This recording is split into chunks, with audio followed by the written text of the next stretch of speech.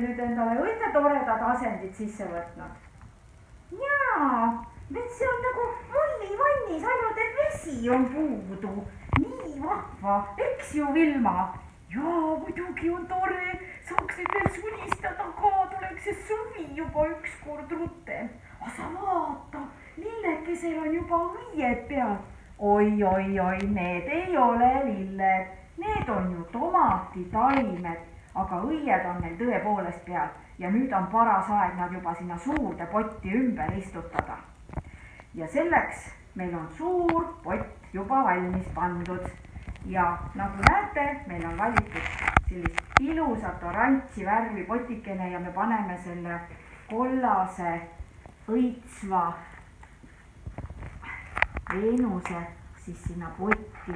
Eelmine kord ma rääkisin, et peab olema hästi korralikult läbi kasvanud juurekava ja siin on näha ka, et juured juba hakkavad tihedamalt ringi liikuma ja see tähendab seda, et on viimane aeg suurde potti ümber istutada. Kui oleme sellega natuke hiljaks jäänud, siis juba taimedel võib tekkida toitainete puudus. Nii, taim on meil üle kontrollitud, on näha, et kõik on terve, juurekava on terve, asume siis poti mulda panema. Nüüd mul on siin jälle ette valmistatud selline tore köögiviljamuld, me kasutame seda sama Matokardi köögiviljamulda ja lisaks, et juba suuremad taimed vajavad natukene rohkem ja tugevamat väärtusfooni, siis oleme kasutanud ka lisaks siia mulla hulka segada mitte nüüd ainult vihmausside, vaid ka kanakakagraanuleid ja teie võite ka seda oma istutuspotti panna. Kui te nüüd ei ole seda oma istutuspotti pannud, siis kasvuaegselt võib veel lisaks sellele looduslikule väetisele, mis me teile kaasa andsime, kasutada, et kui on näha, et taimel võib tekkida mingisuguseid puuduse tunnuseid. Selleks ma kõigepealt tõstan natukene jälle poti põhja substraati, niimoodi, selline 1/3, siis ma võtan seda sama kanakakagraanulit ja selline supilusika täis. Ja nüüd ma võtan siit selle suure poti kohta, see on selline 23 sentimeetrise läbimõõduga pott ja ma raputan need graanulid siia sisse. Siuke korraliku kuhjaga lusika täis neid graanuleid. Sellest täiesti piisab. Nüüd ma segan need korralikult siin läbi. Ja see on väga vajalik selle jaoks, et jaguneksid toitained ühtlaselt mulla sees ära, kui hakkab siin graanulite lagunemine. Ja nüüd ma panen natukene siia peale veel, sest et mullapallikene, näete, me saame proovida, kas taim, kui ma nüüd siia istutaksin, jääb natuke liiga sügavamalt, ma peab natuke veel panema. Paneme siia veel. Ja see on vajalik siis selleks, et juured ei puutuks selle kanakakaga kokku, sest kanakakagraanulid on hästi tugeva toimega ja võivad juurtele põletusi tekitada, et seetõttu ettevaatust. Jälle ma natukene vigastan neid juuri ja mitte paha pärast, vaid ma lihtsalt arutan nad natukene lahti, siis toimub juurdumine kiiremini, nii hästi natukene.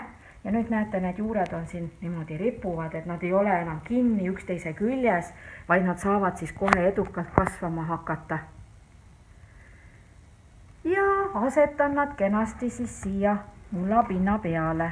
Nii, vaatame, et taim oleks mulla potis ja vaatan, kas mul on vaja veel natuke mulda juurde asetada. Mulle tundub, et me peame veel juurde panema.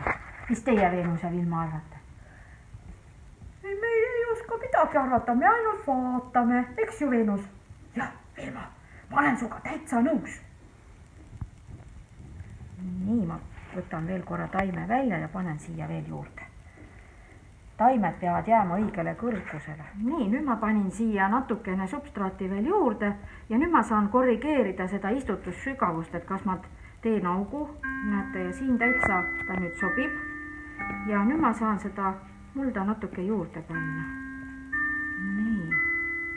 Tomat armastab suhteliselt õhulist, mitte väga tugevalt kinni pressitud substraati, et ei pea olema, aga potiservad kindlasti tuleb jälle kinni vajutada. Nii nagu väikese poti puhul, nii ka suure poti puhul tuleb arvestada sellega, et vesi hakkab hiljem jooksma just pikipoti serva alla ja taime juurteni ei jõuagi. Ja seepärast ma lisan siia just veel natukene peale ja jätame jälle kastmisruumi ka, et meil oleks, kuhu me saame väetist lisada, et meil oleks, kuhu me saame. Nii, ja ongi olemas. Teile küsimus, Vilma ja Veenus. Eelmine kord, kui te siin olite, siis me istutasime väikesesse potti ja lõpus tegime midagi väga olulist. Kas teile jäi meelde, mida peab tegema siis, kui taimed on potti ära istutatud? Mis sa arvad, Veenus? Mis see oli? Mul küll meeles ei ole. Vilma, kuidas sa ei mäleta? Kuidas sa ei mäleta siis seda? Kõige tähtsam asi oli ju kastmine. See on ju täpselt see vesi, mis meil siit vannist puudu on. Siis me saaksime mulistada ja sulistada, aga äkki jääb kastmisest üle. No vaatame seda asja, aga tubli, Venus, tubli. Tõesti, kastmine on kõige tähtsam. Ja kastame jälle ära ilusasti taime. Korralikult. Ja siis ei ole vaja teda kohe tükil ajal enam puutuda ja laseme tal rõõmsalt nädal aega juurduda. Nii. Nüüd, kui me näeme, et peale kastmist veel natukene substraat alla vajub ja on vaja juurde lisada, siis aeg-ajalt, kui jälgida, et kastmisega ikka kipub muld allapoole vajuma ja taimel kipub mulda vähemaks jääma, siis võib natukene isegi ju juurde lisada, kui on tahtmist. Aga see ei ole enam nii oluline. Tegu on väikeste taimedega ja varsti nad katavad potipinna ära ja ei pea siia rohkem midagi juurde lisama. Ja väetamine, nendel taimede väetamine, siis juba kui nad kenasti juurdunud 2 nädalat hiljem, siis võime teha väetisest, sellest looduslikust väetisest toitelahuse, nii nagu sinna peale on kirjutatud 1/50. Kui te natukene saate ka juurde panna, ei juhtu taimel midagi ohtlikku, et tegu on loodusliku väetisega ja see ei ole kellelegi ega ka taimele mingisugust kahju ei avalda, kui lähebki natuke tugevama lahus sellele, aga 1/50, nii nagu on pakkidele märgitud.